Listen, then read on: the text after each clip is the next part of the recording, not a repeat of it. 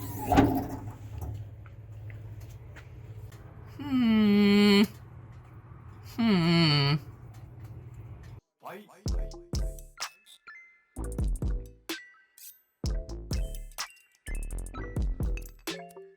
YouTube, it's Faye, and for today's video, I'm going to be showing you how to drain and refill your cooling system and do a cooling system flush from home.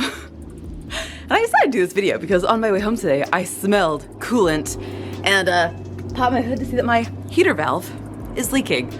Good timing, Grim, right before I'm about to go on an epic backpacking trip in the middle of nowhere, Texas, which might as well just be like driving across the country because Texas is freaking huge. So I've got to drain the coolant to replace the valve anyway, so I might as well turn this into a tutorial. So that's what I'm going to be doing today. How to drain and refill your cooling system at home without any fancy tools. All right, let's get to it. Tools that you're going to need for this job: a 10mm or a 14mm socket on a ratchet, a 3-inch extension or a longer extension. If you have a skid plate that you're going to need to remove, a 12mm socket. If you have any issues unscrewing your drain cock, then any sort of pliers will do. Just be careful not to be too rough with them. A pocket screwdriver. Any funnel will do, however, this is what I use in this video, and I absolutely freaking love this one, and you're about to see why. About 5 to 6 gallons of distilled water. An empty clean container for mixing your coolant if you're going to be using the Toyota Long Life, which is full concentrate. And it looks a little dirty, but that's just on the outside. I promise you it's clean on the inside. And then one of these types of coolant. Don't worry if you don't know which one, I'll get to that in a second.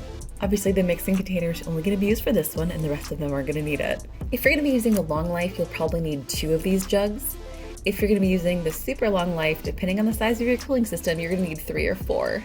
You're also going to need a clean drain pan. And you can see I'm still going to clean this one a little bit, but that's okay.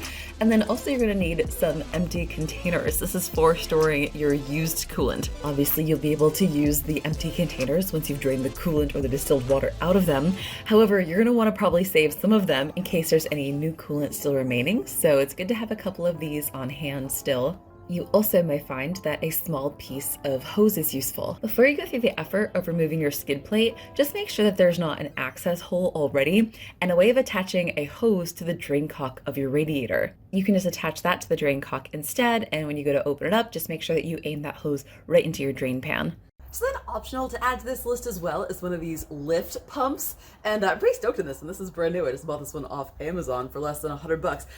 But this is something that like you should definitely have if you plan on doing like a lot of cooling system work in the future, if you work at a shop, or if you have an air compressor at your home garage and you plan on doing more than just one coolant flush. However, I did say at the beginning of this video that I'm going to keep this to like sort of the basic at-home DIY tools, and I feel like this is a little fancier. So I'm actually not going to show this in this video, but this is important enough that I'm going to mention it, leave this here, link it in the description below, so you can check it out if you want to, and I will come back to this in a future video, but this is just worth mentioning.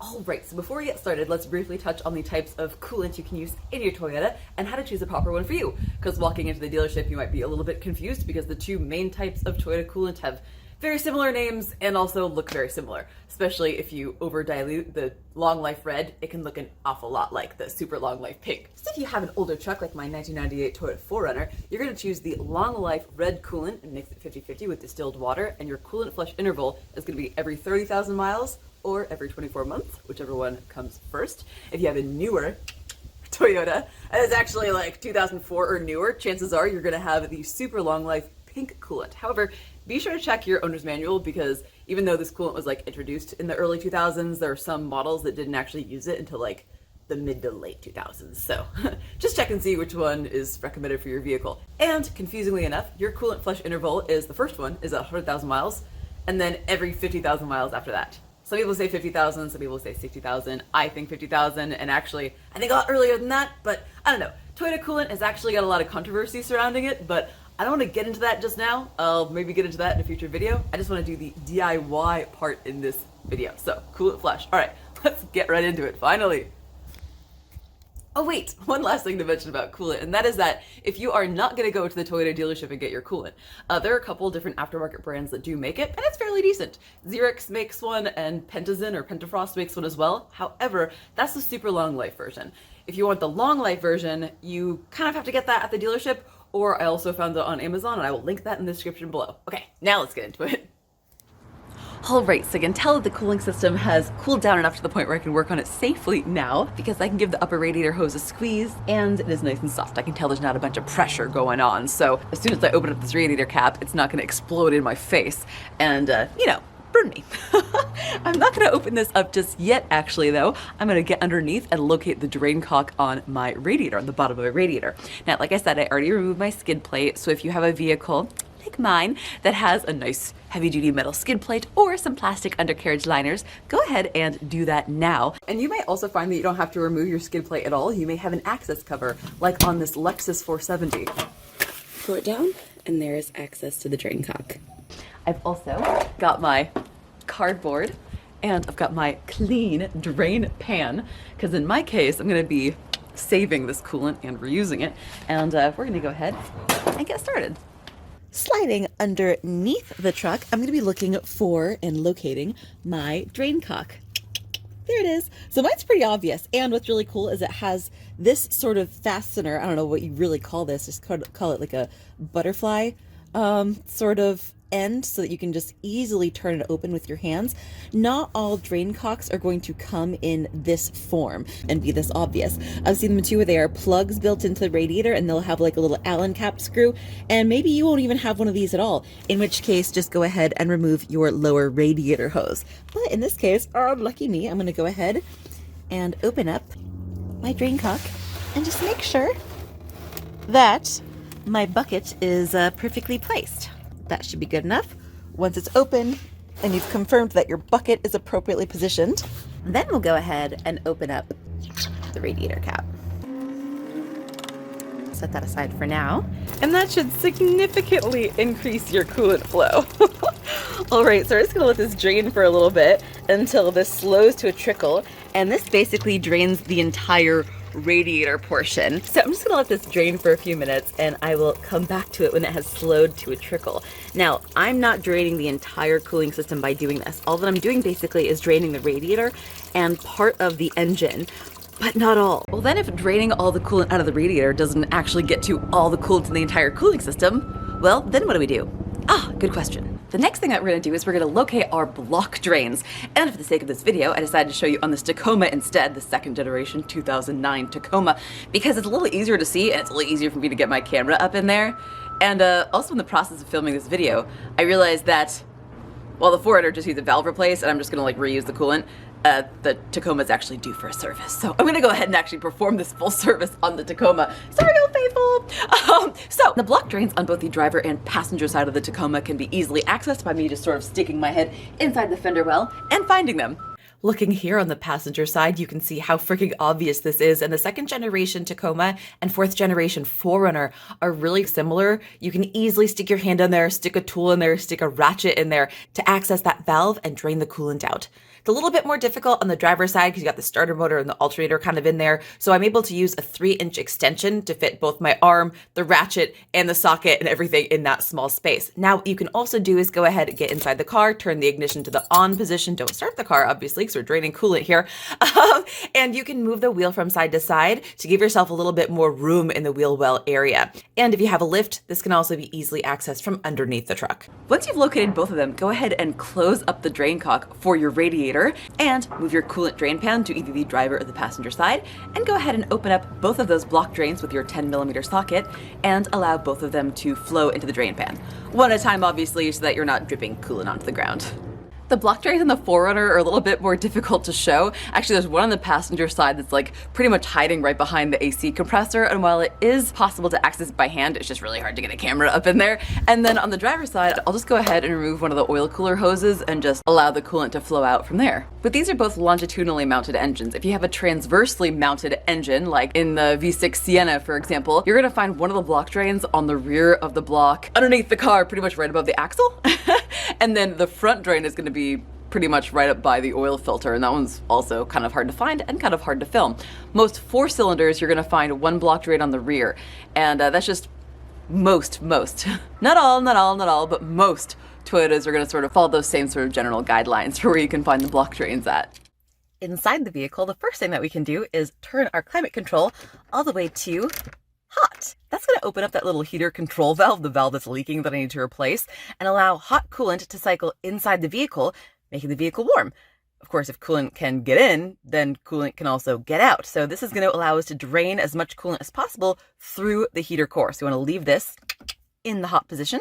So once you've drained your radiator, drained both of your block drains, and opened up your heater valve, then it's time to refill the entire system. And we're gonna do this with distilled water first. And I say first, it might also be second, third, and fourth, depending on how many flushes you need to do to get that coolant or that water to come out completely clear on the last drain. So we're gonna be repeating steps 1 through like whatever, multiple times until we get a full flush. So, we're gonna start by putting our funnel on top of our radiator like so, and then filling up the entire system with distilled water.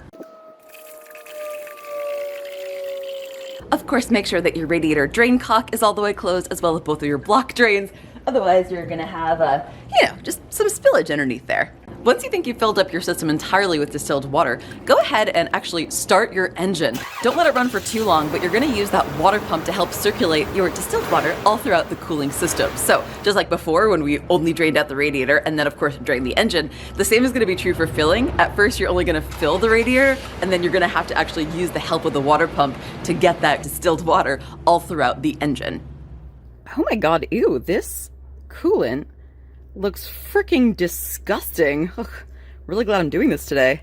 Great, so now that we have the system all the way full with distilled water, or at least we think, now hopefully you've got a little bit of time on your hands because we're gonna take a trip around the block with it, around our neighborhood or something like that. Because what we wanna do is we wanna mix up that fresh new distilled water with all the old coolant that's still left over in the cooling system, because chances are just one drain is not gonna do it. There's probably still quite a bit of coolant left in there. So what we're gonna do is we're gonna drive around the block until the thermostat opens.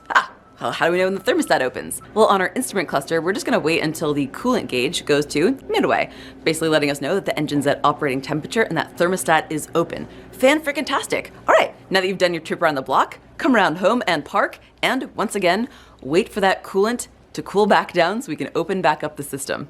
If it's too hot, not only will you not be able to keep your hand on it for very long, if you've got a bare hand, not with a glove on, but it's also going to be very firm. So you can, see, there's definitely pressure built up in the system. And let's just give it a quick check. Yeah, we're definitely not ready to open up this cooling system just yet. Then we're basically going to repeat that whole process all over again. And how many times you do this depends on, well, how thorough of a job you want to do. I've got 6 gallons of distilled water here that I'm going to flush through this Tacoma. But you may be on a time crunch, or you may think, I'm doing my service a little early, or my cooling system's not that bad. This Tacoma has 175,000 miles on it, so I'm going to make sure that I do a really thorough job. So this is probably going to be 3 or maybe even 4 flushes for me. So once I'm done with that, I'll be right back to show you the rest. Okay, so 3 flushes later, and I'm finally stoked with the way the water's coming out. Nice and clear. I finally feel like I've gotten all that old crap out of there. So now it's time to mix my coolant. Well, this is of course for the 4Runner, which is using the long life rather than the super long life, because unfortunately on the super long life, I haven't been able to find one that's not 50-50 pre-diluted. So yeah, I'm not gonna mix that. But in the case of the 4Runner, I'm just gonna mix these 50-50 into this spare container that I have. But just like we saw when flushing the Tacoma a whole bunch of times and more coolant kept on coming out, well, I can do my best to drain all of the water out of the system, but chances are there's gonna be some water left over. So what I'm actually gonna do, this is the beauty of having the ability to mix your own coolant, is that I'm gonna add in a little bit extra of the concentrate at the very end, and that's gonna allow me as close to a 50-50 mix as I can possibly get. Unfortunately, I'm not able to do that with the 50-50 pre-mixed super long life pink on the Tacoma. So in this case, what I'm actually gonna do, believe it or not, is do 2 flushes of the coolant itself. So follow the same process we've been following. Once I get coolant all the way in, and do a final flush with the coolant, and then I know that it's been absolutely perfectly done, and that I'm really happy with the level of concentrate that I've got inside the cooling system of the Tacoma. Okay, so now we're finally onto our last final fill. So I got my coolant, and I've got this amazing funnel which stays in place. And because of the beauty of this, I'm just gonna go ahead and fill this thing all the way up to the top and let it slowly burp itself out. I really love this funnel because you can just like overfill it and it's not gonna spill, and you can just walk away and do something else. just put the lid on there to like prevent it from spewing out while it burps out. But here's the beauty of this, which I just absolutely love this funnel. And it's, you know, if you're gonna be doing even just like a few of these services, it might be worth the purchase because we're gonna be getting all the air bubbles out, purging all the air bubbles out of the system. And it can be a little tricky when you're just trying to deal with a little funnel sitting on top and like you're trying to only fill it as full as it can possibly go. Here with this system, what's great is once I get it all the way full, just like I've been doing this entire time, I'm gonna turn the engine on and let the water pump cycle through this brand new coolant all throughout the system. You can kind of see it mixing in there. You can squeeze this upper radiator hose to get out any last bubbles in the system. And it might take a while to get all the bubbles out. So if you're sitting behind the driver's seat and you see suddenly your gauge pegging up to hot and then going back to normal and pegging up to hot, don't freak out. Your coolant temperature sensor is at the highest point of the engine. So if you happen to have any sort of air bubbles pass by there, you're gonna get a faulty reading for a few seconds. If you notice it staying at like super hot and it's freaking you out and you're just sitting here idle, just go ahead and pump the gas a few times and see if you can get that water pump to push the coolant back through. Otherwise, you may need to fill up quite a bit more than you think. Time to add more coolant. Then there are some Toyotas, like the V6 Sienna I alluded to earlier, where bleeding all the air out is just near impossible, in which case Toyota engineered in a couple of extra air bleeders, one on the top of the engine and one on the top of the radiator. Go ahead and open those up when the engine is running, and that will really help to get that last little bit of air out. And we can see it already bubbling and starting to purge out those air bubbles. And then what I'll actually do is one more time, I'm gonna get this up to operating temperature, turn on the heater full blast, drive around, let it cool down, and then top it off one final time before being done with this job. When you're done filling the entire vehicle with coolant, but there's still a little bit of coolant left in your no-spill funnel, that is what this awesome plunger is for. So go ahead and stick this little stopper all the way in, and then you can lift up the entire funnel with minimal spillage. Also, don't forget to drain the overflow, the expansion tank, all the way. This one actually was already empty, so all I'm gonna have to do is refill it. In terms of draining and filling your reservoir, if you have an integrated reservoir like this, where it's actually like part of the radiator fan shroud, then check this out, brilliant Toyota engineers. There's just a little stopper here that you can just remove, and you can, I don't know, I just like to take the top off of a water bottle and stick it underneath, fill it up, and then throw it in my used coolant containers. Then there's a Lexus 470 that I've been showing you some shots of also for this job. That reservoir is fastened to the fan shroud with a few bolts, so 3 bolts, and you can slide that off. Now with my 4Runner, removing the coolant overflow on the 4Runner requires you to remove the battery tie down, no big deal, and this actually slides right up, much like on my precious Supra. So this is what the bracket looks like, and this pretty much is gonna sit like so, and it's really, really freaking difficult. Sometimes you gotta pop a little screwdriver in there, but the whole thing just slides right off. What I much prefer to do, assuming that your reservoir is clean and not full of oil contamination or anything like that, and really doesn't require you to remove it all the way and like scrub it clean, I like to actually use the Capri Tools brake bleeder that I showed in my brake video. I'll link that in the description, and actually just stick the hose down in there and suck it out. It's a lot easier. In this case, I'm gonna go ahead and pop this extra into my overflow until I reach the full mark. So now that I'm done with that and the coolant reservoir is nice and full, I'll be able to put the rest of this back into my new coolant container. When you're done with your coolant, you can actually go ahead and put all that waste in your old bottles, and a good place that you can bring it to is actually an oil change place that also exchanges coolant. So for example, my local Valvoline and my local Take 5, they both will take used coolant and recycle it.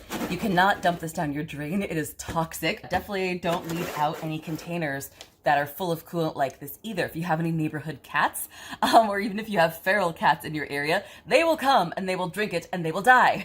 Just like it smells pretty good, it smells like maple syrup, it also tastes pretty good. So it attracts animals, and yeah, it'll kill them. So make sure that you do a decent job of recycling all your old coolant, and also try really hard to stay neat. You saw throughout this entire video that I had this lovely cardboard box down, or multiple different cardboard boxes down, protecting me from spilling coolant on the ground, which then of course will get into my groundwater, my runoff. And yeah, I don't want to drink this stuff either. Also, sometimes too, you may find that your city will take coolant, but it has to be in a clear or like translucent bottle like this. and they take it like certain days of the week you put it out with your trash, and it also has to be labeled. So check with your city and see if they do any sort of coolant recycling program.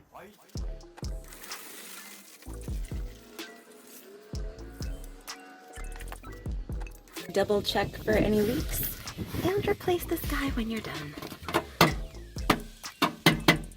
All right, well, I think that pretty much covers it. All except for the lift pump, of course, but I'm gonna be covering that in a different video, so stay tuned. Thank you so much for watching. I hope that you enjoyed this video, and if you did, then awesome. Leave me like a positive comment, hit the thumbs up button, maybe even consider subscribing or something. I don't know, and I will see you in my next video. All right, bye.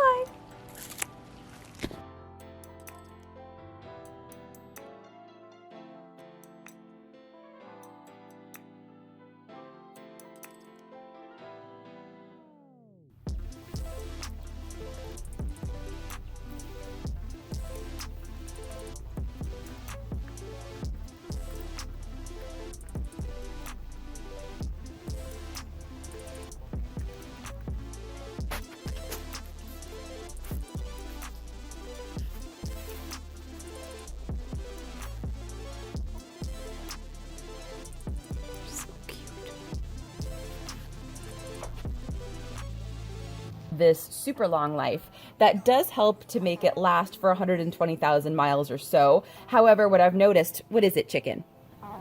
What is it, chicken? Sorry, the chicken's being loud. However, what I noticed is that